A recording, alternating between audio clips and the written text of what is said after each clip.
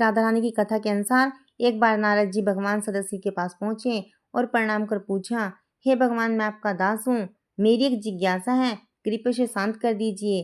श्री राधा देवी लक्ष्मी है या देव पत्नी, माँ लक्ष्मी है या सरस्वती, क्या वे अंतरंग विद्या है या वैष्णवी प्रकृति है? इस पर सदस्य बोले, हे मुनिवर, अन्य किसी लक्ष्मी की बात क्या कहें, कोटि कोटि माँ लक्ष्मी भी राधा रानी के चरण कमल की शोभा के सामने तुच्छ है। हे नारद जी, मैं तो श्री राधा के रूप का वर्णन करने में असमर्थ हूँ।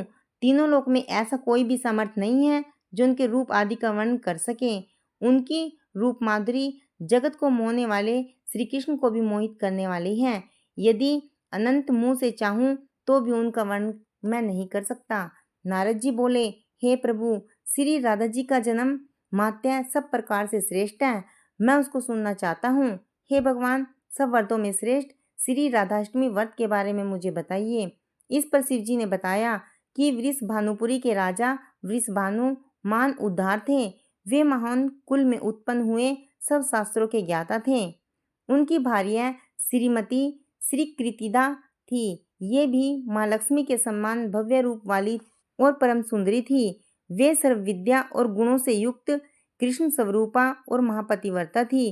उनके गर्भ से ही भाद्रपद की शुक्ल पक्ष अष्टमी को मध्य काल में श्री वृंदावनेश्वरी श्री राधा जी का जन्म हुआ।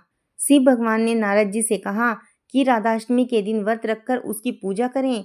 इसके लिए श्री राधा कृष्ण के मंदिर को पुष्पों से सजाएं, 5 रंग के मंडप बनाकर राधा कृष्ण की मूर्ति स्थापित करें। इसके बाद राधा जी की स्तुति करें और ध्यान लगाएं, उन्हें सुगंध, पुष्प, फल, धूप आदि अर्पित करें। पूजा के बाद प्रसाद ग्रहण करें और रात में जागरण करते हुए राधा कृष्ण का कीर्तन करें। शिव जी ने नारद जी को बताया कि जो मनुष्य भक्ति से राधाष्टमी का अनुष्ठान करता है वह श्री राधा कृष्ण के सानिध्य में श्री वृंदावन में स्थान प्राप्त करता है और ब्रजवासी बनता है। श्री राधा जन्म महोत्सव का कीर्तन करने से मनुष्य भवबंधन से छूटकर मोक्ष को प्राप्त होता है। जो व्यक्ति राधा नाम और राधा जन्माष्टमी के व्रत की महिमा गाता है उसे सभी तीर्थों का फल और विद्या मिलती है। शिव जी ने कहा कि जो व्यक्ति श्री राधिका जी के भजता है, उन्हें याद रखता है, मैं उसे भजता हूँ और उसे मेरी पूर्ण कृपा प्राप्त होती है। राधा नाम का स्मरण निष्फल नहीं होता। जो मनुष्य इस लोक में राधा जन्माष्टमी व्रत की कथा सुनता है वह सुखी, सम्मानित, धनी और सर्वगुण संपन्न जीवन जीता है। राधाष्टमी के दिन सुबह जल्दी उठकर शुद्ध जल से स्नान करें। स्नान के बाद साफ और स्वच्छ वस्त्र पहने ताकि मन और शरीर दोनों पवित्र रहें। पूरे दिन ब्रह्मचर्य नियम का पालन करना अति अनिवार्य है। इस दिन राधा रानी को केवल ताजी और पवित्र चीजें जैसे ताजे फल, दूध, दूध से बने प्रसाद आदि का भोग लगाएं।